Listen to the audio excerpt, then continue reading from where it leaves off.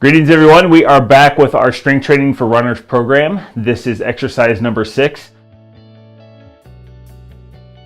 This is actually going to be a group of exercises. I was trying to decide whether I wanted to do push-ups, overhead press, but they're all useful. So we are going to do upper body pushing movements. We're going to do push-up, overhead press, and variations of overhead press utilizing a squat and a lunge and movements that are beneficial to runners in maintaining your form, maintaining your strength, and be able to run longer, faster, and stronger. The first pushing movement we're going to go over is the push-up. Most of us have done these. Whether form is correct or not is to be debated, but a couple things to address when we do push-ups. We want to make sure we're not bringing our arms way out here or coming all the way down on the side. That's more of a tricep movement, but we're looking at that 30 to 45 degrees from the side pressing movement. Hands should be right at shoulders or a little bit on the outside, but we want to feel that through the chest, kind of keep our chin tucked and try to keep a straight back.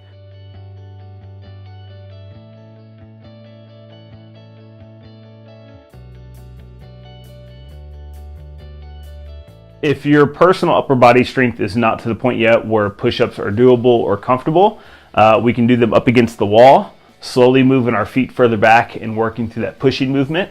The further your feet come back from the wall, the more weight essentially that you are being able to push.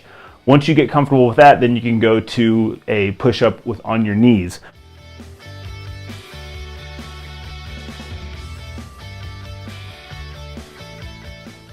As you build up tolerance to the push-up, if you're doing it on your knees, work up to 2 or 3 sets of 10 to 15. Once you get to above 10 reps, try to do the first 1 or 2 in a traditional push-up style, and then once you fatigue there, move to the knees, and then gradually you'll start building up that tolerance and that strength. But the push-up is a great movement. We just want to make sure that we do it correctly so that we protect our shoulders. Okay, the second group of exercises that we are going to do in our strength training for runners upper body pushing movements is going to be overhead pressing. Whether that's with the dumbbell, a barbell, kettlebell. We're going to go through a couple variations. Typically, if you go to the gym, you'll see people doing a lot of seated presses where they're sitting and just pushing straight overhead. That's a great movement. That's a great movement for the strength side, but we're also going to bring in some of the dynamics of running and trying to build that side-to-side stability with this. So to demonstrate those traditional movements, we're just going to do a seated, up nice and tall, feet flat on the floor, trying to press. Our hands are going to be just outside our shoulders. We're going to press straight overhead. Then the same thing, utilizing dumbbells, pressing straight up and controlling that movement up and down.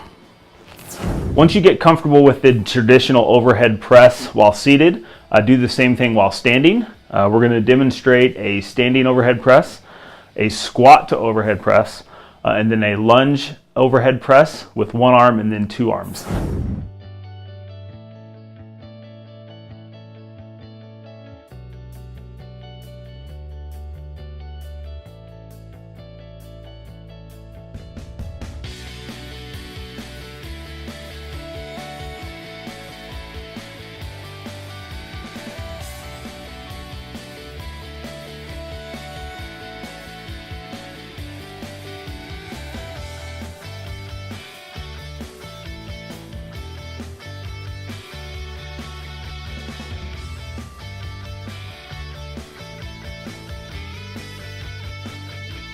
Just like all of our other strength training movements, the pushing movements are great for helping you become a better runner. It allows the muscles, the tendons, and the ligaments to adapt to the stress of running.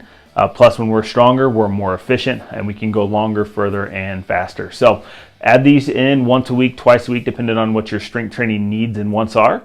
But pushing movements are important. They can't be skipped. So try these out. Let us know if you have any questions, and we look forward to seeing you out and about on the trails, on the road, and at races.